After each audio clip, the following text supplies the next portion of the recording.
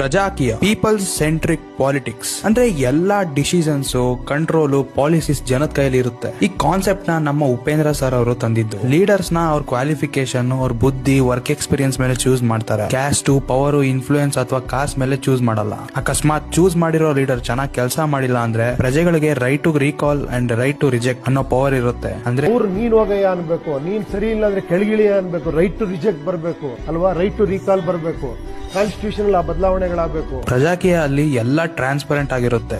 ಒಂದೊಂದು ರೂಪಾಯಿ ಕೂಡ ಎಲ್ಲೋಯ್ತು ಅಂತ ಲೆಕ್ಕ ಇರುತ್ತೆ. ನಾವು ಕಟ್ಟಿರೋ ಟ್ಯಾಕ್ಸ್ ನಮ್ಗೆ ವಾಪಸ್ ಅಭಿವೃದ್ಧಿ ಆಗಿ ಬರುತ್ತೆ. ಇದರಿಂದ ಭ್ರಷ್ಟಾಚಾರ, ವಂಚನೆ, ಸುಲಿಗೆ ಕಡಿಮೆ ಆಗುತ್ತೆ. ಥಿಯರಿಟಿಕಲಿ ಕೇಳಿಸ್ಕೊಳಕ್ ಸಾಕತ್ತಾಗಿದೆ, ಬಟ್ ಪ್ರಾಕ್ಟಿಕಲಿ ಯೋಚನೆ ಮಾಡಿದ್ರೆ ಎಷ್ಟೋ ಪ್ರಾಬ್ಲಮ್ಸ್ ಕಾಣಿಸುತ್ತೆ. ಫಸ್ಟ್ ಆಫ್ ಆಲ್, ಈ 10 kg ಅಕ್ಕಿ ಫ್ರೀ ಬಸ್ಗೆ ಕಣ್ ಮುಚ್ಕೊಂಡು ಓಟ್ ಹಾಕೋರು ಇದನ್ನ ಸಪೋರ್ಟ್ ಮಾಡ್ತಾರ?